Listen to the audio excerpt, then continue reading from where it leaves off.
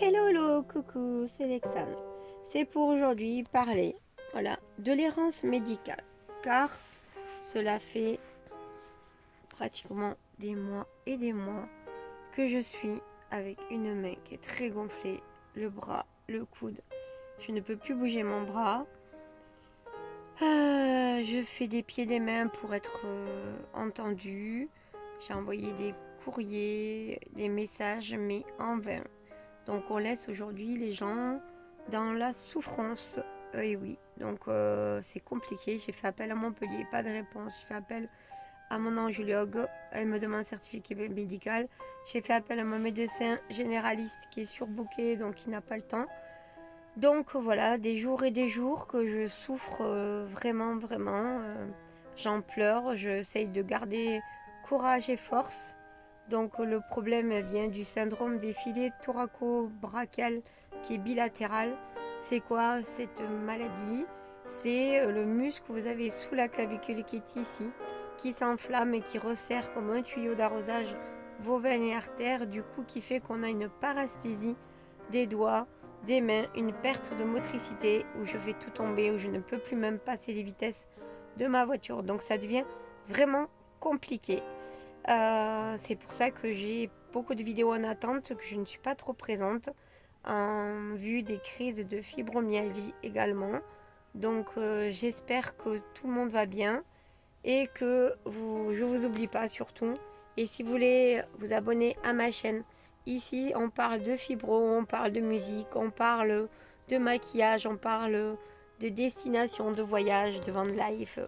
On parle un peu de tout. Voilà, c'est un YouTube avec des multitudes de choses à parler, des tableaux, beaucoup d'art, parce que j'adore l'art aussi. J'aimerais pouvoir repeindre, mais pour le moment, ça m'est difficile avec le problème de poignet, de main et de bras, vu qu'en plus, ça touche ma main droite.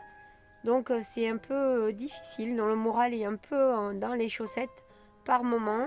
Donc, je suis sous traitement pour me détendre parce que là, ça devient trop difficile au quotidien de passer du temps dans la souffrance, essayer de pouvoir essayer de pallier à tout ça.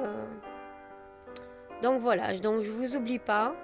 Je ferai aussi un sujet justement sur la fibromyalgie, en parler plus ouvertement avec les tabous qu'il peut y avoir, les choses qu'on peut penser mais qui ne sont pas, parce qu'on parle aussi fibromyalgie, pseudo maladie psychologique.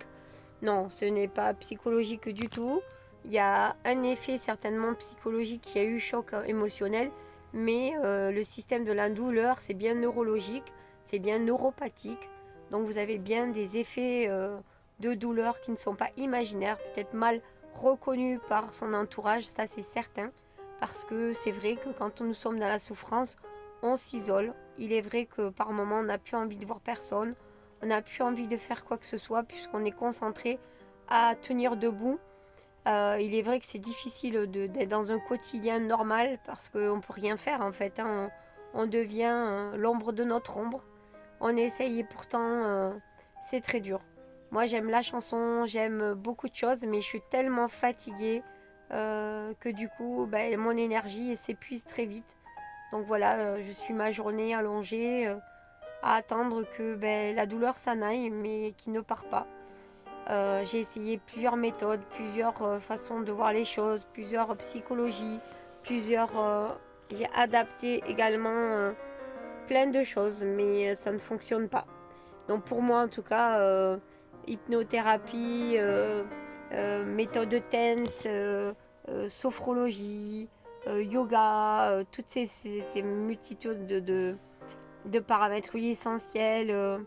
Et même aujourd'hui, la médicamentation chimique ne marche même pas. Donc j'aimerais vraiment qu'on nous entende et qu'on comprenne que ce n'est pas de la maladie imaginaire, ce n'est pas des souffrances parce qu'on le veut bien. Non, bien au contraire, je croyez-moi que si je pourrais dire que demain j'avais plus tout ça, je suis la première à signer, hein, croyez-moi, parce que c'est pas marrant du tout. Moi je suis à 14 comprimés par jour et c'est pas du plaisir que de prendre des cachets. Je préfère prendre des bonbons que prendre des cachets pour apaiser les souffrances. Donc si vous êtes fibromyalgique, eh ben, c'est ici, vous pouvez en parler librement avec moi.